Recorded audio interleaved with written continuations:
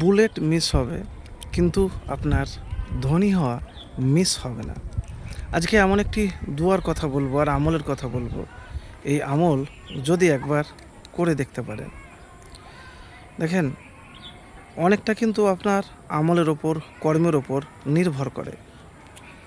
তো প্রিয় ভাই, আজকে যে কথা বলবো আপনাকে, যে চেষ্টা, প্রচেষ্টা, এই প্রচেষ্টা যদি আপনার থাকে তাহলে ইনশাআল্লাহ আপনি সফল হবেন। ইসলামের চেষ্টা বা পরিশ্রমের অশেষ গুরুত্ব রয়েছে। হাদিস অনুযায়ী মানুষ যা চেষ্টা করে তাই পায়। নবী করিম সাল্লাল্লাহু আলাইহি সাল্লাম পরিশ্রমী মুমিনকে পছন্দ করতেন এবং কাজের পর আল্লাহর উপর ভরসা তাওয়াক্কুল করতে বলেছেন।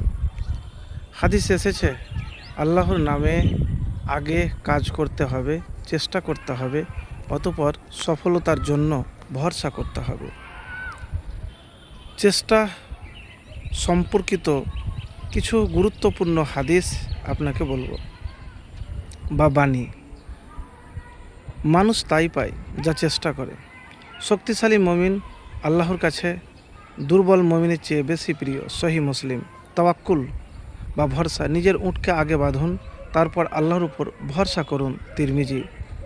চেষ্টার পরও ব্যর্থতা, চেষ্টা ব্যর্থ হলে হতাশ না হয়ে তা আল্লাহর হিকমত মনে করে সবুর করতে হবে। পার্থিব চেষ্টা ও ঈমান, গরিব হওয়া লজ্জার নয়, চেষ্টা না করা লজ্জার। তো আপনি চেষ্টাই করলেন না। অনেক মানুষ ভাবে যে নামাজই সব কিছু। এটা ভুল ধারণা। নামাজ তো আল্লাহর ইবাদত। আপনাকে কি চেষ্টা করতে মানা করেছে? অনেক লোক বাজে কমেন্ট করে, আগে ভালো করে ভিডিও দেখবে না, উল্টাপাল্টা কথাবার্তা বলে। দেখেন ভাই, আপনি যেরকম দুনিয়াতে কর্ম করবেন সেটাই পাবেন। তো চেষ্টা তো করেন, দোয়া তো করেন। তো গরিব হওয়াটা লজ্জার নয়, লজ্জা হলো চেষ্টা না করার। দেখেন, মূলত ফলাফল আল্লাহর হাতে, কিন্তু চেষ্টা করার দায়িত্ব মানুষের। চেষ্টা করার দায়িত্ব মানুষের। তো প্রিয় ভাই, আমি যে কথা বলছিলাম আমার কোনো বানানো কথা নয়।